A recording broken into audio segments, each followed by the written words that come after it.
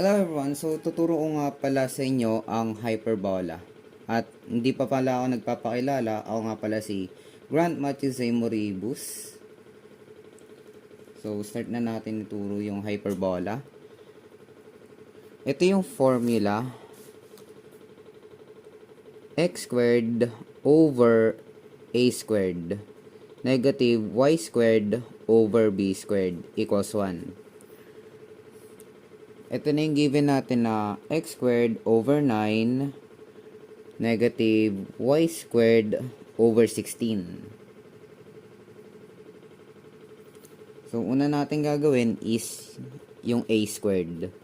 So, kung di nyo alam, ito yung a squared at ito yung b squared. So, kakopy nyo lang. Ito yung given natin na 9. Then, para mahanap yung dito, kailangan nyo mag-squared na ang kakalabasan ay 9. So, kunyari, example to is 3x squared. Magiging 9 siya pag nilagay nyo sa calculator. Then, ilalagay nyo naman tong 9, isi-square root nyo yung 9. Ang square root ng 9 ay 3. Yan. Sa b squared naman, ang given natin is 16. So, write down nyo lang yung 16. Tapos, b squared. Maghanap kayo ng isi-squared nyo. Tapos, kakalabasan niya ay 16. For example, 4 squared.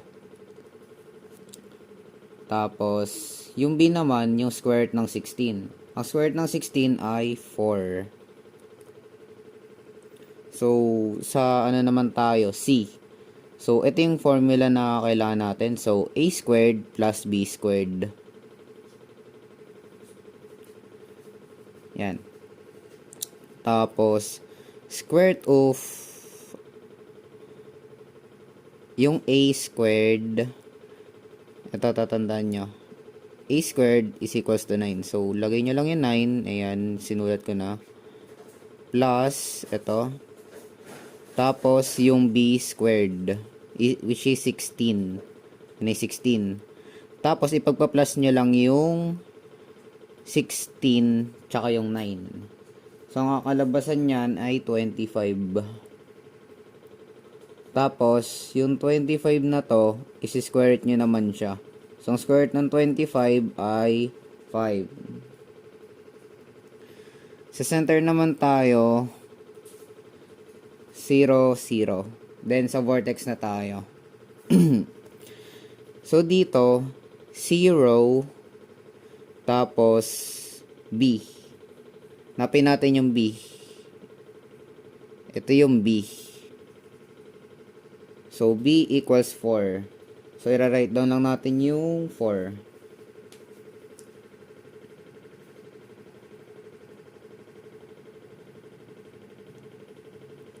Zero, then 4. Then, dito rin, so, 0, negative B. So, ang gagawin nyo lang dyan, 0 pa rin, copy nyo lang tong 0. Then, yan. Tapos, negative 4 naman. Kasi ito, gagawin nyo lang, magiging negative. So, dinagdag nyo lang yung negative sa 4. Kung ano pala, itong vortex, ganun lang din yung gagawin nyo. So, negative A. So, negative A. Ito. So, negative A. 3. So, negative 3 dito. Then, dito, 0 naman. So, 0 lang. Copy nyo lang yan. Sa vortex 2 naman, or V2, A, tapos 0. So, A, 3. Yan, lagay nyo lang yung 3. Then, yung 0. Copy nyo lang to. Then, sa foci naman tayo. So, F1, ito yung paano siya makuha. Negative C. Then, 0. So, negative C, ito siya. So, 5. So, negative 5, tapos 0. Copy nyo lang itong 0. Ganyan lang siya. Then, dito ulit, tatanggalin nyo lang tong negative na to. So, C, Dito yung C. Ito yan, C yan. Yan, C. So, lagay nyo lang yung 5. Then, copy nyo lang din to ulit yung 0. Yan. Then, dito naman tayo sa latus rectum. So, B squared over A. So, B squared, ito nasulat ko na siya, pero kung gusto nyo siyang malaman kung paano siya gawin, madali lang siya. So, B squared. Ang B squared natin ay ito. 16 sa taas equals B squared equals 16. So, nilagay ko lang dito 16. Tapos yung 3, so paano ko na ko yung 3? Yung A.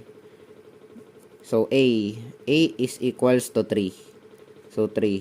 Then, i-divide nyo lang yung dalawang yan. Tapos, ang kakalabasan yan is 5.33. Dito naman tayo sa LR1. So, ito na yung paano siya isa-solve or i-calculate nyo lang. So, negative C. So, 5, negative 5 lang to. Negative 5. Then, dito, 0 plus LR.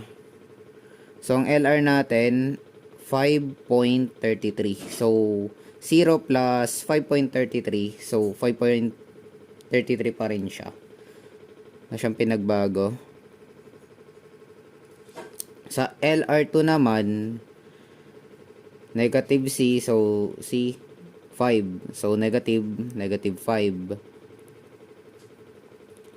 Then, anan mo lang, 0 minus LR, negative pala. So, 0, negative LR. So, 5.33 pa rin siya, pero lalagyan mo lang siya ng negative. 5.33 negative. Or silang negative. Then, sa LR3 naman, C. So, ito yung square root nung C. So, 5. 5. Tas to. 0 plus LR. LR natin, 5.33 ulit.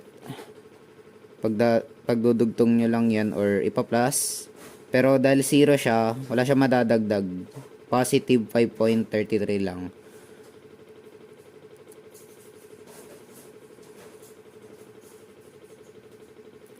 Tapos dito naman tayo sa C o negative LR. So sa C, 5. Copy nyo lang tong 5. Tapos ito. Dahil may negative, so negative ng 5.33. Yan, 5.33. Ito na, nasagutan na natin lahat. Yan. So pagkatapos nyan, magagraphing na tayo. 0, 0. Dito siya. Yan. Then, gagawin natin ngayon is yung A. So, yung A, 1, 2, 3. Ito ay A. Negative 3. Tapos dito, 1, 2, 3 din.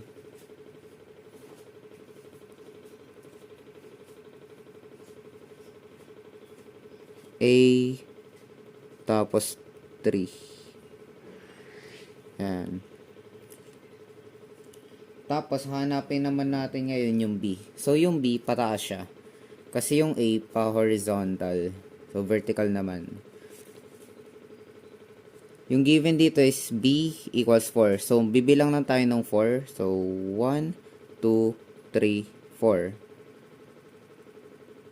Yan, 4. So, ito ay B equals positive 4. Tapos, dito naman, 1, 2, 3, 4.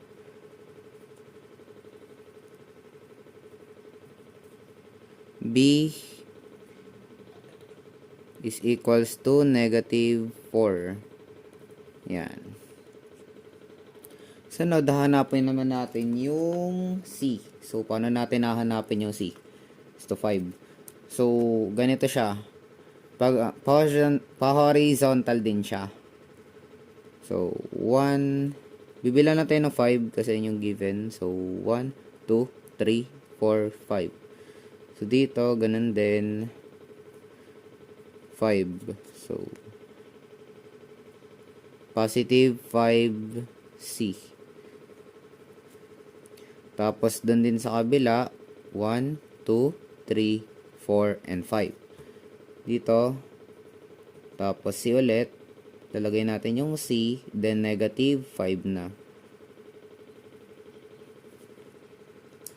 And sunod ngayon, after natin magawa doon, yung LR naman. So, 5.33. Bibilan tayo ng 5 pataas, then 5 din dito. So, 1, 2, 3, 4, 5. Dahil may 33, itataas lang natin siya ng onte. Isipin na lang natin na ayun ay 0.33.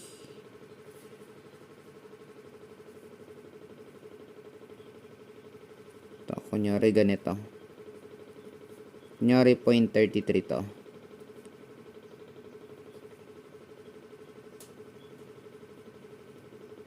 LR1. Tapos lagay natin dito 5.33. Pero hindi mo na kailangan sulat ng mga ganito. Para lang medyo malino yung pagkaturo ko. So dito ganun ulit. Tasan tayo.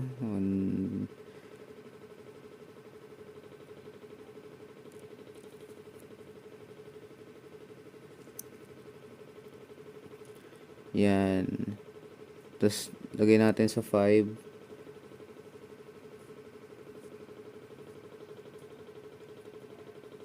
Tapos, dito, ito na ay LR3.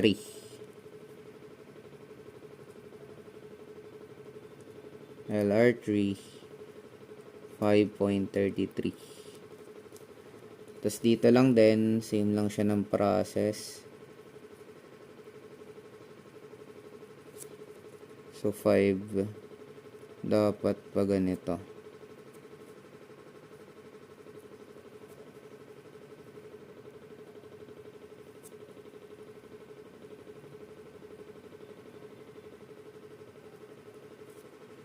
Tapos, dito ay LR2. Yan.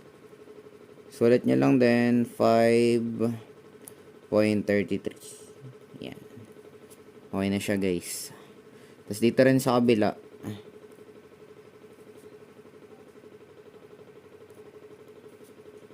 Ko-connect nyo lang siya dyan.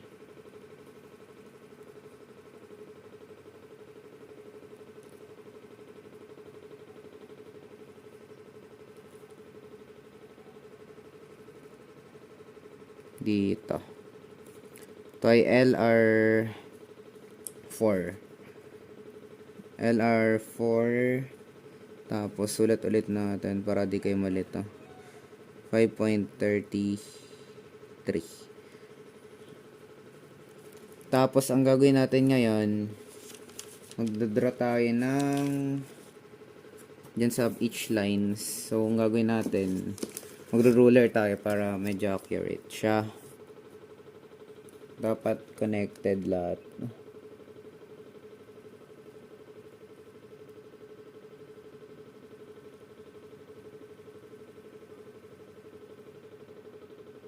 Dapat connected din siya dito.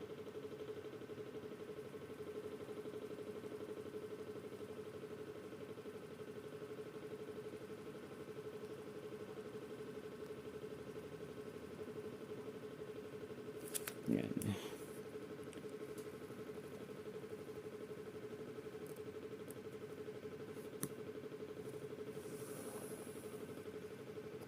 Tapos dito lang din.